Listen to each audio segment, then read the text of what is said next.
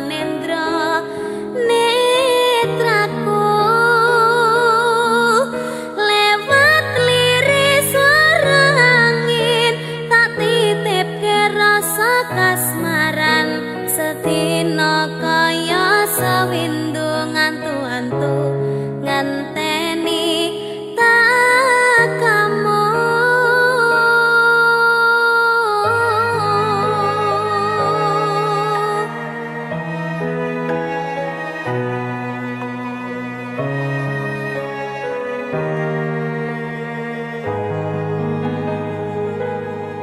Padang bulan datari ngancani ati kang sepi gawe ngambar rasa angan iki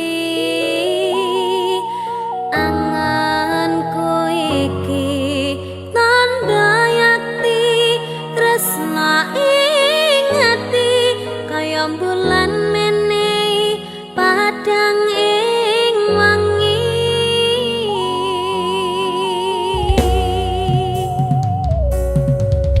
tak simpan ning jero ati semu tansah ngangeni apa ning kana krasa kangen iki nadyan akeh kudu rangangi dalane tresna mong sliramu mamani ekaku ra ana wong liya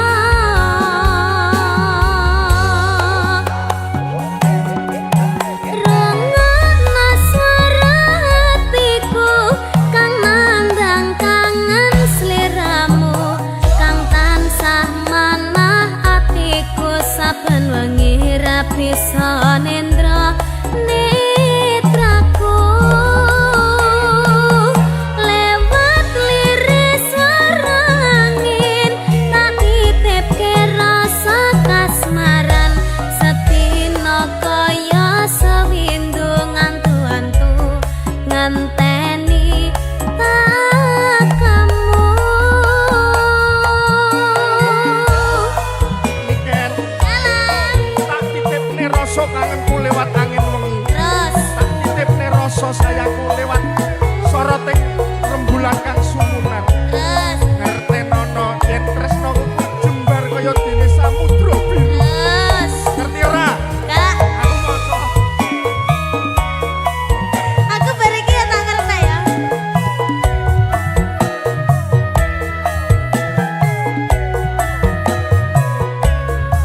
Batinku kaya yo-yo.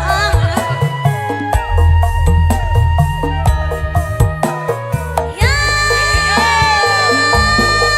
Padang bulan datari ngancani ati kang sepi gawe ngambar rasa angan iki anganku iki tanda yakti tresna ing ati kaya bulan menehi padang ing wangi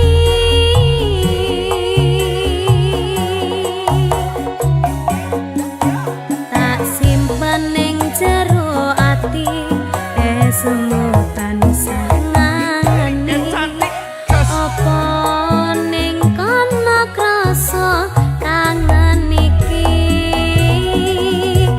nadyan akeh kudu rangangi dalane tresna mong sliramu mamani ekaku ra ana wong liya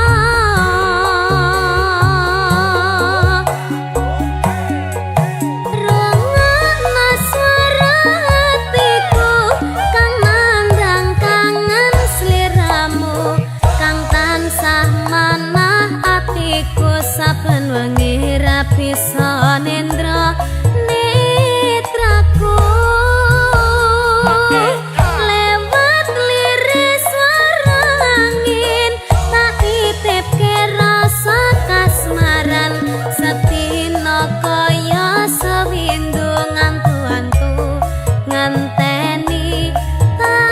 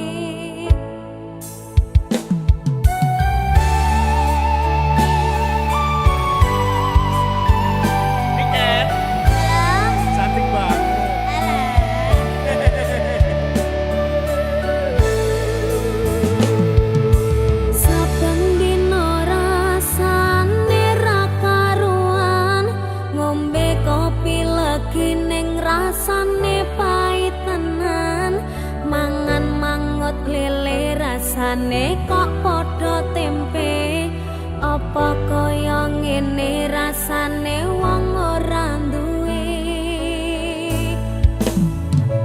cintaku mbok ya sampun lenesu nesu kabeh iso rasah kudu nganggo macu duwe manan paras bagus mundak beda karo atimu rungokno tembangan manisku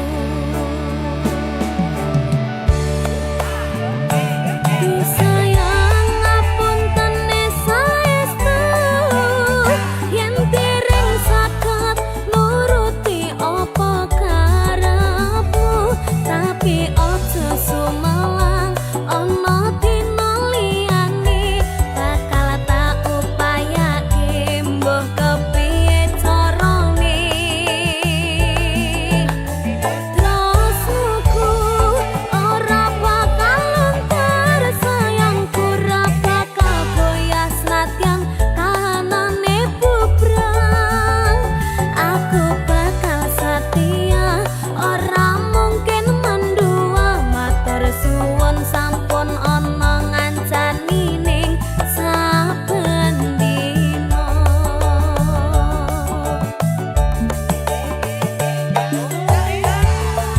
Ken, halo wong urip iku kuncine telu. sabar sabar sabar Oke. kaya wis sampe pundho Apa? iya bener kan wong urip kuncine telu Apa? ikhlas sabar golekne Lah kowe.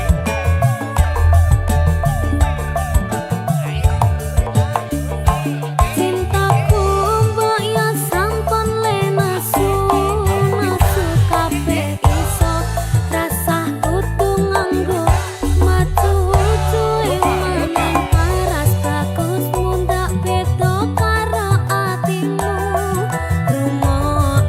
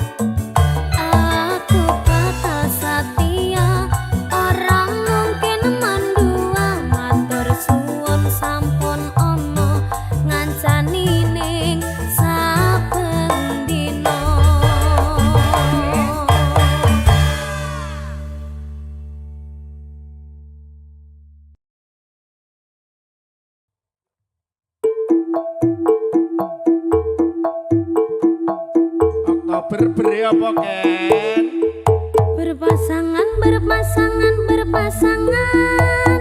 Janji kokoh, janji kokoh, janji kokoh. Saling cinta, saling hormat, saling jaga, saling ridho, musyawarah untuk sakinah. Berpasangan, berpasangan, berpasangan. Janji kokoh, janji kokoh, janji kokoh. Saling cinta, saling hormat, saling jaga, saling ridho, musyawarah untuk sakinah.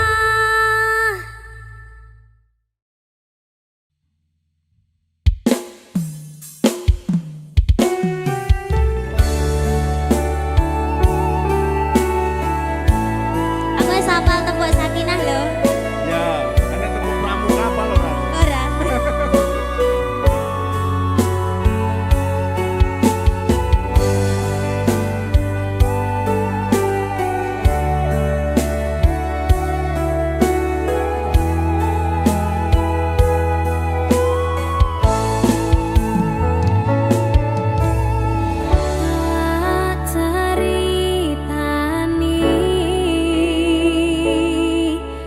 Cerita sing paling larani nalika bapak lunga ninggalke keluarga nelongso nanging kudu tak terima sing gawe tambah lara wong tuwa ana kaya ra ana ngendi kasih sayangi sing kaya cah liyane bapak ibu bingung dhewe-dhewe yen pancen kudu pisah aja nganti anak dadi korban berjuang ninggalan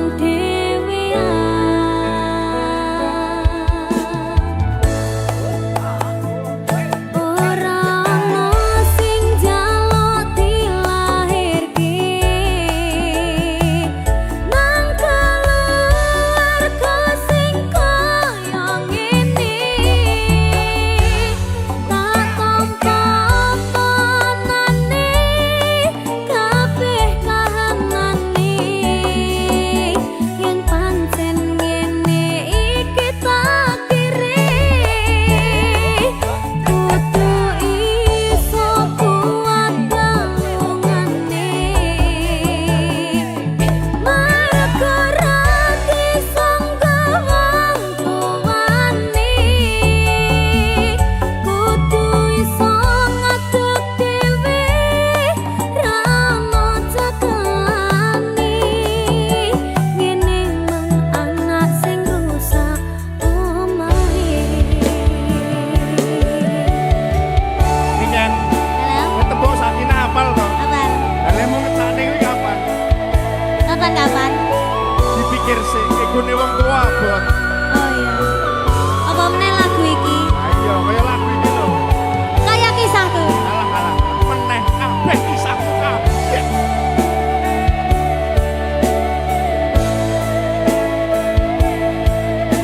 Sabar ya, Nak. Yen pancen kudu pisah, aja nganti anak dadi korban berjuang ninggalan dhewe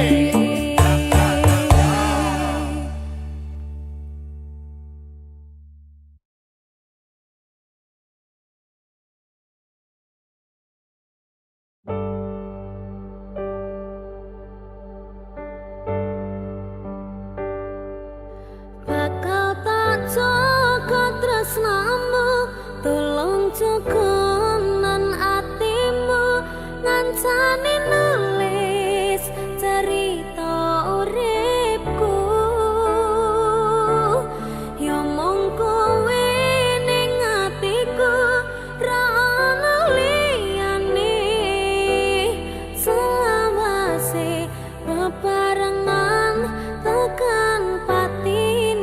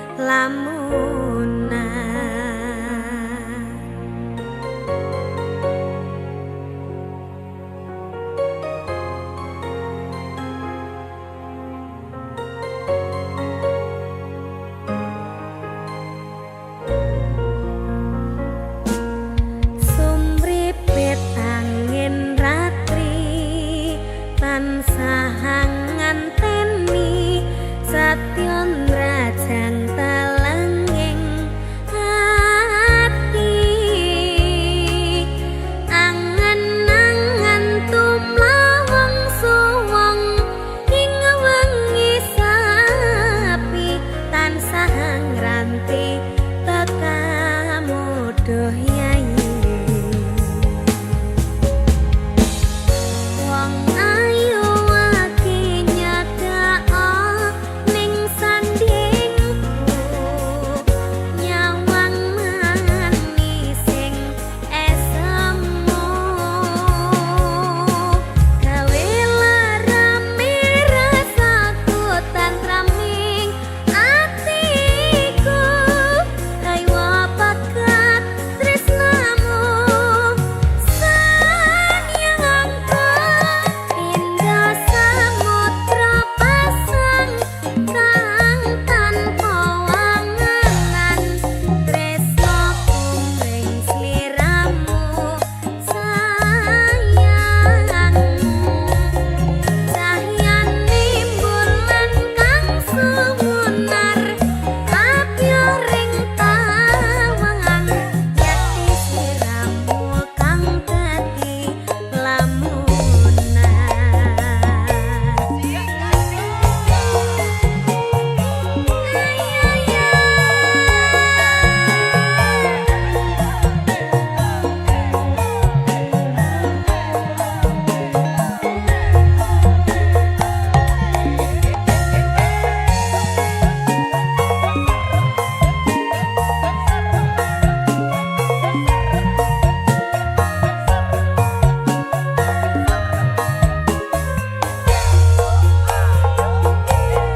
wong ayu ake nyedak ngakap ragaku seranokno lara pronto ing atiku amarga kapidhang wewayang ing pikirku kaya bakat tresnamu do sayangku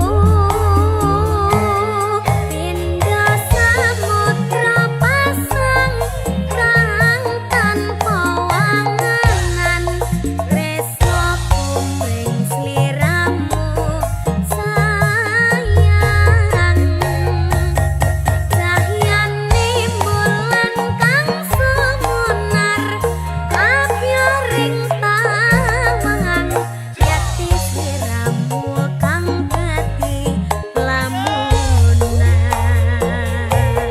indah samudra pasang kang tanpa wangenan tresno kumring sliramu sayang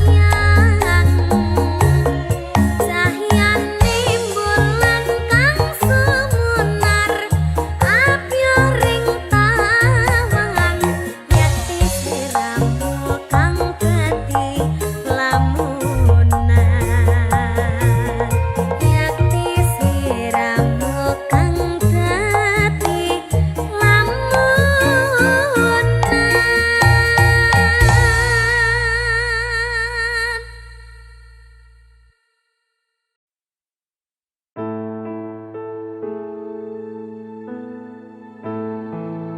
sing wingi yo wingi kudu wong liya ning mburi wis nguwake ati ngapurane sayang ora tak baleni warani atimu sing suci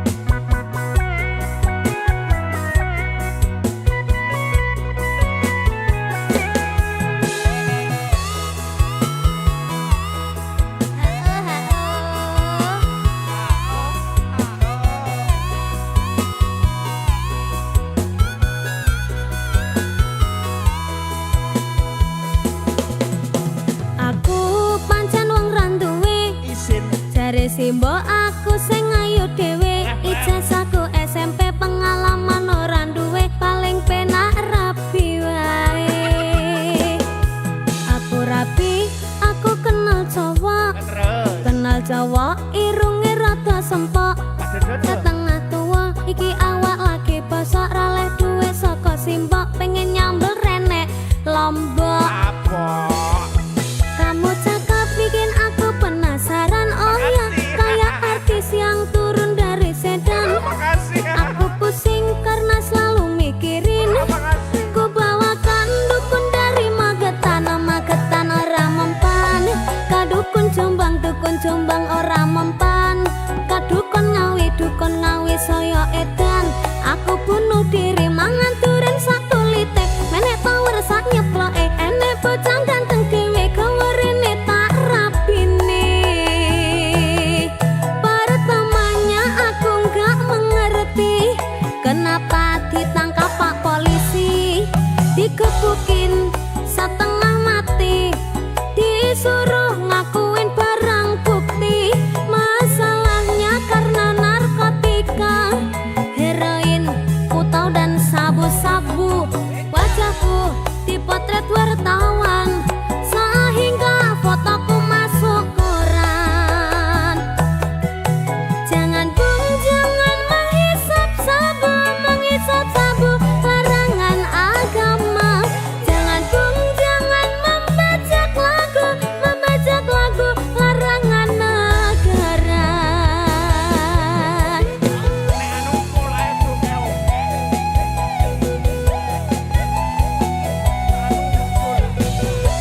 Kali rangga sabu Kak.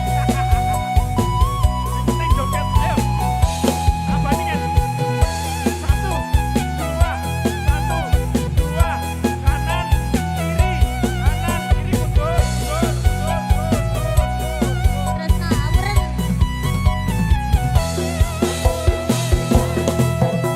Aku pancen wong randuwe, jare Simbo aku sing ayu dhewe, ijazahku SMP pengalaman ora duwe, paling penak rabi wae. Aku rabi, aku kenal Jawa, irunge rada sempok, setengah tua, iki awak lagi bosok, raleh duwe saka Simbok, pengen nyambel renek Lombok. Kamu cakep bikin aku penasaran, oh ya, kayak artis yang turun dari sedan. Aku pusing karena selalu mikirin, ku bawakan dukun dari Magetan, Magetan ora mempan. Kadukun Jombang ora mempan. Kadukun Ngawi saya edan. Aku bunuh diri mangan duren satu litek, menek power sak nyeploke, enek bocah ganteng dhewe gawerene tak rapine. Pertamanya aku nggak mengerti kenapa ditangkap Pak Polisi, digebukin setengah mati, disuruh ngakuin barang bukti. Masalahnya karena narkotika, heroin, putau dan sabu-sabu. Wajahku dipotret wartawan sehingga fotoku masuk koran. Jangan bung, jangan menghisap sabu, larangan agama. Jangan bung, jangan membajak lagu, larangan negara.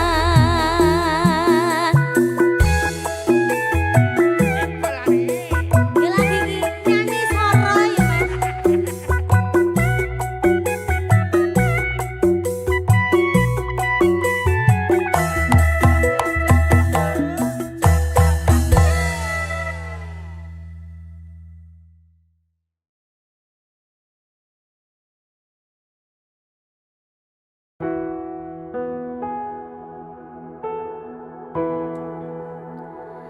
Matur suwun wis ngancani aku selama iki, wis isa saling nguat-nguati, kudu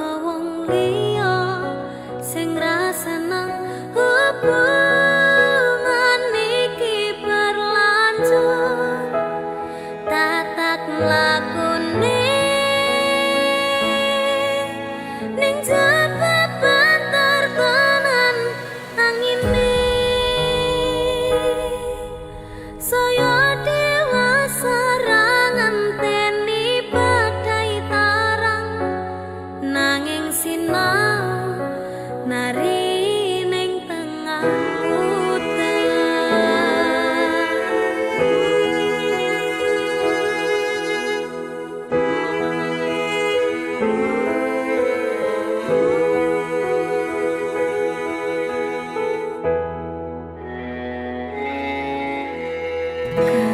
kadaden tenan duwe omah sing ra berisik kebakat tresnan kebakat kasih lan sayang